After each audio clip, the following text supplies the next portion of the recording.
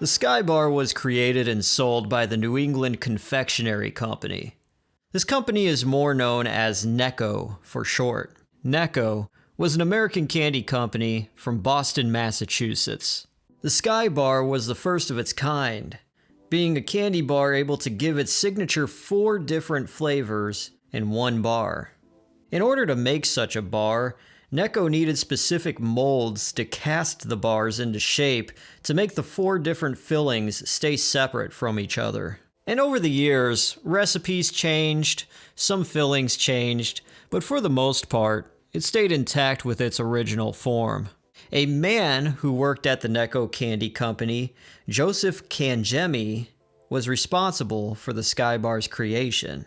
Cangemi wasn't your average employee at Necco.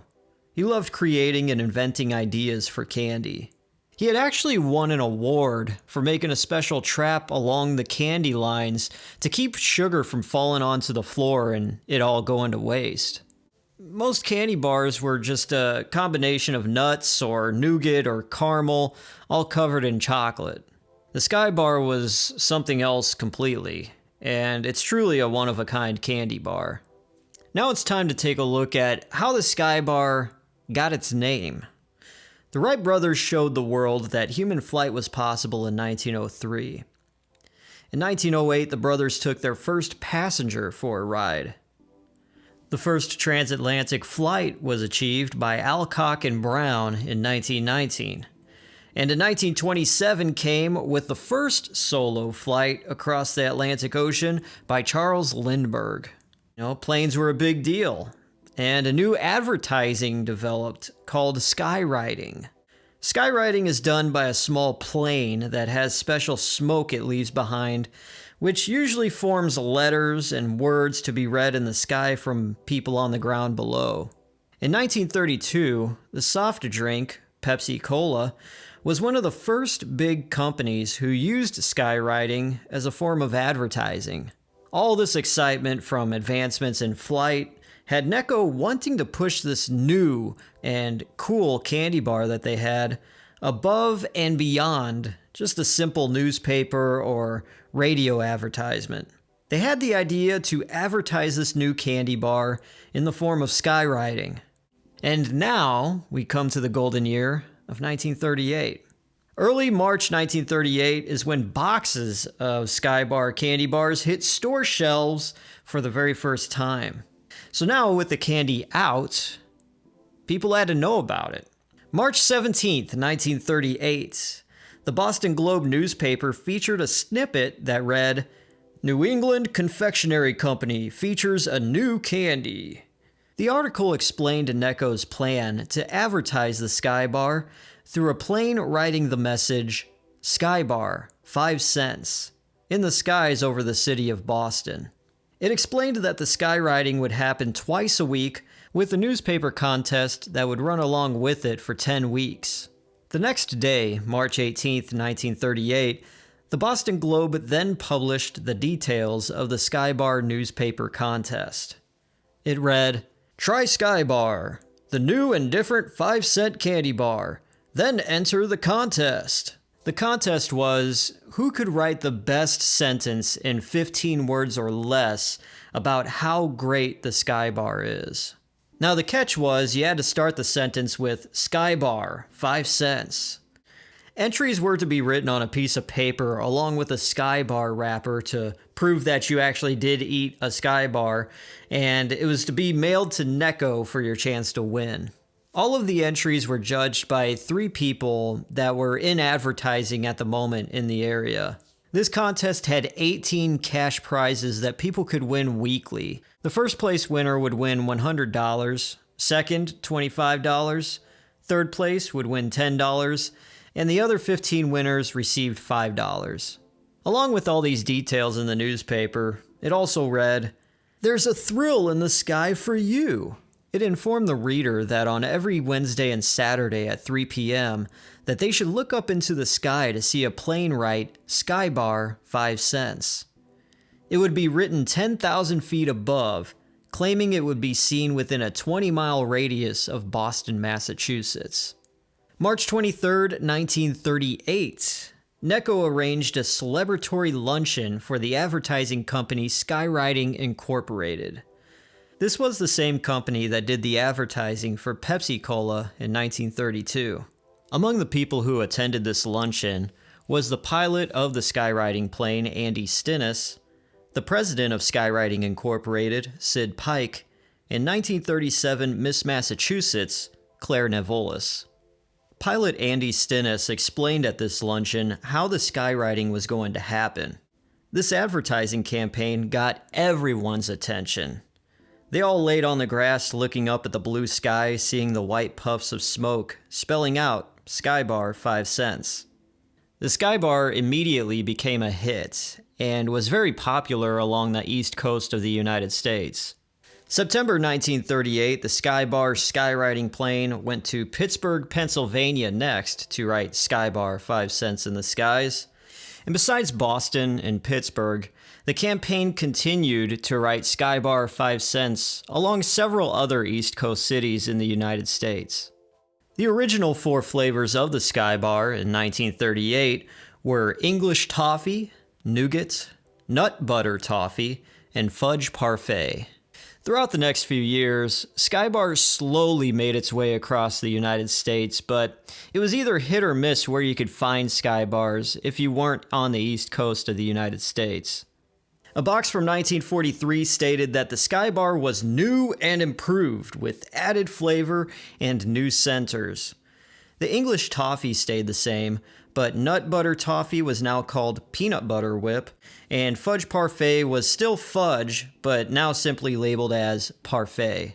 Another monumental leap in advertising with the Sky Bar happened in 1945. To give you a backstory on all this, during World War II, blackouts in cities were in effect for years during wartime. This required everyone to cover their windows and doors with either curtains or cardboard. In doing this, it was to keep light from shining outside that would expose cities and buildings to possible enemy aircrafts or boats. These wartime blackouts went on for years, up until the end of the war in 1945. During the Second World War, chocolate bars were huge, as they looked at chocolate bars back then as a form of nourishing food that boosted morale. Chocolate bars were applauded, as they were considered muscle food that gave troops extra energy. After the announcement that the war had finally ended, only 6 signs lit up New York City's Times Square. Most of the big city lights in New York City's Times Square weren't ready to be powered on or switched on right away after years of wartime blackout. But one of the 6 signs that were ready to be lit up was a sign advertising Sky Bar. Around 1955, Sky Bar now named their fillings as toffee, nougat, parfait, and peanut butter. By the late 1960s and early 1970s, the fillings were changed to caramel, vanilla, peanut, and fudge. The peanut and vanilla sections were more of a creamy texture rather than a thicker one. And from then on, caramel, vanilla, peanut, and fudge is the way the Sky Bar for the most part stayed permanently. But then we also have the dark chocolate Sky Bar. Came out as early as the 1960s. It was simply a Sky Bar with dark chocolate instead of milk chocolate. Then we have the Sky Bar Pass milk chocolate caramel filled Easter egg.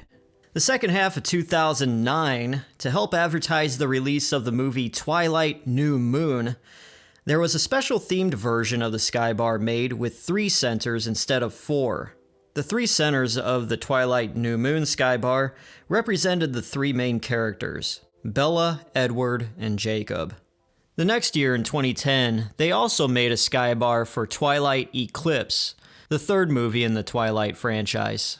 By the mid-2010s, Necco still made Sky Bars, but they were becoming more scarce and were mostly found at Cracker Barrel restaurant shops or online. The scarcity came on because of Necco downsizing their company over the years. They were just trying to do that to keep the whole thing afloat. Around 2014, there were 2 Sky Bar branded products released. First is the Tropical Sky Bar, which was a milk chocolate Sky Bar, but with 4 fillings that had a tropical twist. The four fillings of the tropical Sky Bar were orange, banana, coconut, and strawberry. Also in 2014, we had the Sky Bar Zombie Food. Zombie Food were 3 different chocolate shapes that came individually wrapped, and they were filled with a red-colored caramel. The 3 different chocolate shapes were a foot, a realistic-looking heart, and a brain. By March 2018, Necco was in a life-or-death situation. If Necco couldn't find a new owner by May, their workforce of 500 people would be laid off and they'd have to shut their doors. After the 2 months, May 2018, with no buyer in sight, all of Necco's properties were then sold off at a bankruptcy auction.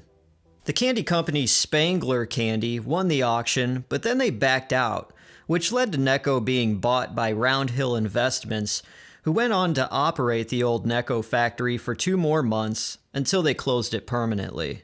In July 2018, Necco was sold again to Spangler Candy Company, who bought Necco wafers, Sweethearts Valentine's candies, and Canada Mints.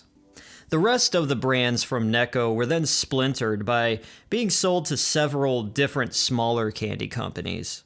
The Sky Bar, however, still was up in the air, and it wasn't sold. At this point, the Sky Bar's fate seemed to be a candy left in the past, with the final bars being made in 2018.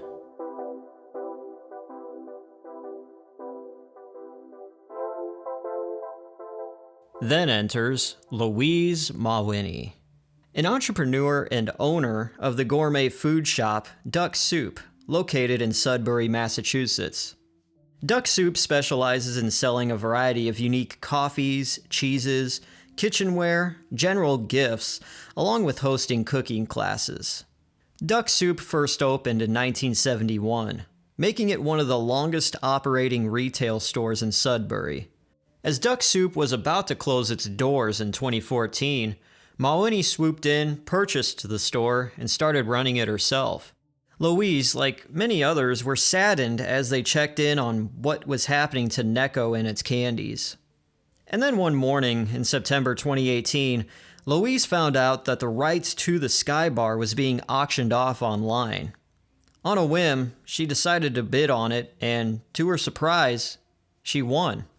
Even with no experience in manufacturing candy bars, let alone the Sky Bars, this wasn't her first rodeo with learning to produce products. Much like how she made many of the things happening in Duck Soup her own, such as baking fresh bread every day to sell at the store, she was ready to bring the Sky Bar back to life. Necco no longer owned Sky Bar, and as Louise Mawhinney owns it now, the company was now named Sky Bar Confectionery Company. By early 2019, a website was launched updating everyone on the status of the Sky Bars coming back. With the help of Jeff Green, a former Necco Vice President of Research and Development who had worked at Necco for 33 years, they started planning on how to make the Sky Bar on a smaller scale than how they did at Necco. Jeff Green was happy to help bring the Sky Bar back to life, as it had so many generations of fans wanting it back. As plans were underway, they needed a location to set up manufacturing of the Sky Bar. Luckily, the clothing store right next door to Duck Soup had been moved out, and it was vacant.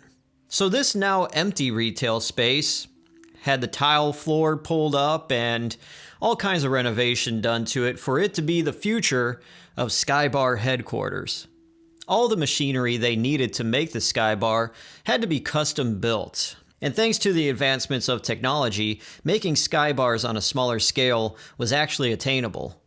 As the machines now were being custom built in the US, they began taste testing. As there were many different recipes of the Sky Bar over the years, they decided on the recipe from the 1970s, with the classic fillings of caramel, vanilla, peanut, and fudge. July 2019, the mold line where the action happens with the fillings being put into the bars were inspected and seen in action. By September 2019, the equipment was shipped into Sky Bar headquarters, and testing started out with filling the bars with only caramel, just to see how it all worked. The outside of the Sky Bar store started getting ready, as it had the Sky Bar logo all over the windows with the words saying, "Coming soon," along with a larger Sky Bar logo as a sign right above the entrance doors. By fall of 2019, they were making the Sky Bar with all 4 centers, and they were coming out great. They had perfected it. In November 2019, their official website stated that the Sky Bar was officially in production. December 7th, 2019 came the celebration of the grand opening of the Sky Bar Confectionery Company. Throughout this day, fans from all over attended to see the ribbon cutting, listen to music, watch the Sky Bars being made, and to share their memories of the Sky Bar. Throughout 2020, Sky Bars were selling quick and fast, and they were made available to purchase at the Sky Bar store in Sudbury, Massachusetts, and to anyone outside of the area online. If you go to their store online, they offer boxes of Sky Bars for sale, along with Sky Bar mugs, t-shirts, and even their special blend of Sky Bar coffee. When the Sky Bar debuted, the 4-in-1 candy bar idea was a daring concept, along with the skywriting advertising to get its name out there. And then, it was brought back to life by the daring rescue of a fan. I think now, the Sky Bar has found its true home in the hands of fans, and has an even brighter future ahead.